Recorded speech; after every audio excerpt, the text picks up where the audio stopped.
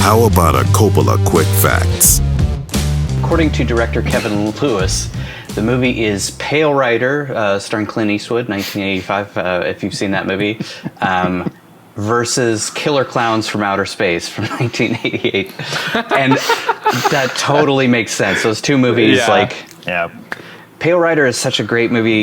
It's similar where it's like, aside from spoilers, the final battle between the weasel and the janitor, he never shows any signs of having any trouble with the creatures whatsoever. And that jives with Pale Rider, where it's like he just kicks ass from the moment he shows up until the very end of the film.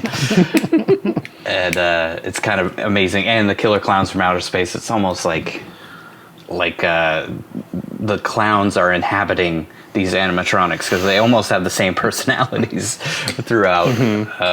From Killer Clowns from Outer Space. Director Kevin Lewis credits Panos Cosmatos Beyond the Black Rainbow as an inspiration for him.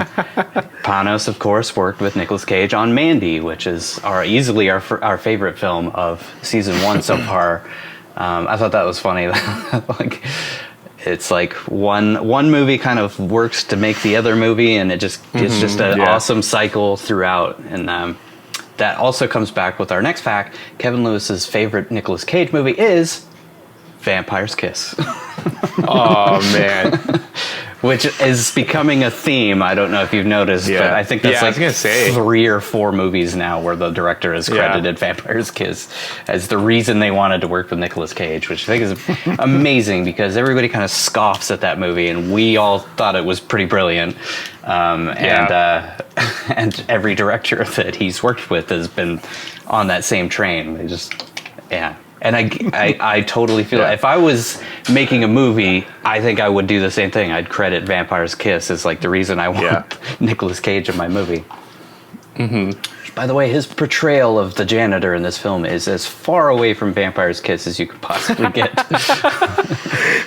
Yeah, it really is.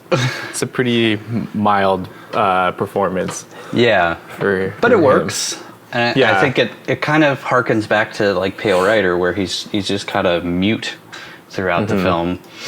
But it works, and that was Nicolas Cage was actually intrigued by the idea of making a movie without any speaking lines, and has always wanted to give a silent horror performance since he's such a huge fan of silent horror movies, which we talked about in, I think, in Vampire's Kiss, where he had studied those facial movements of like Bela Lugosi and crap, I can't remember his name. Max Schreck. And that kind of like classic like big eye horror movie performance from the silent age. He didn't really do that so much in this movie, but he did give a almost completely silent performance, aside from some grunts and moans of joy after drinking his punch pop.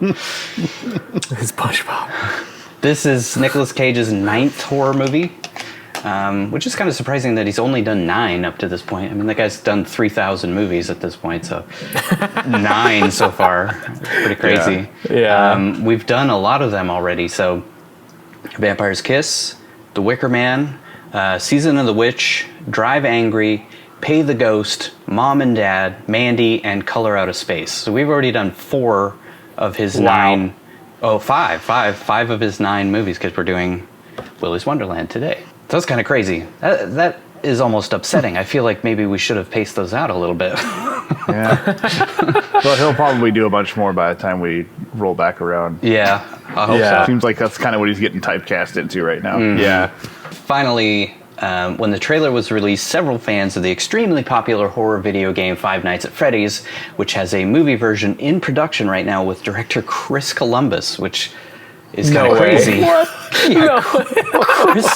Chris Columbus, the guy who directed the first 2 Harry Potter movies, is going to make a Five Nights at Freddy's adaptation. Starring Daniel Radcliffe? I hope it's starring Nicolas Cage. That'd be great. Oh my god. Just crossover. Just crossover. Yeah. Just keep it going. It's just the same character, just in both ones. Well, clearly they wanted to make a Five Nights at Freddy's Yes, movie. that's And exactly. they I get the mean, rights to it. So I think a lot of maybe they people rightly pointed out that this is almost a direct ripoff of Five Nights at Freddy's, and they deny it completely. But it's like obviously, it's like the grocery store cereal version of Five Nights at Freddy's. Like just color swap some things and change some names around, and there you go. Anyways, fans pointed out how the plot for this film is the exact same as Freddy's. People are attacked by animatronic characters at a Chuck E. Cheese type restaurant in the game. It's exactly the same. Apparently, this movie is also has a sequel already in talks and a prequel comic coming out. I think it's funny that there's already a sequel being talked about. Especially before this Chris Columbus adaptation of Five Nights at Freddy's, which will probably completely make this movie obscure and nobody will talk about it anymore. But they got to cash in while they can. It already has a comic run based on the movie, and now they're doing a prequel comic this Halloween based on the movie. So maybe we'll get the backstory for the janitor or something. Well, I mean, I could have used a backstory for the janitor because half the shit he does in this movie makes no sense whatsoever. I wonder, like, what would Nick Cage come back for the sequel, one, and two, would it be at Willy's Wonderland again, and would it be the same characters again? I feel like I guess we'll get too far into it, but I feel like the way this ended, it would be him and the girl going to another haunted theme park attraction or something and killing animatronics. I could see that, like maybe like an actual like a Disneyland type, theme park, something like that, and it's actually Willy's Wonderland themed. Yeah, and it's got all the same characters, and their souls have jumped to those. We're already writing the movie, man. Yeah.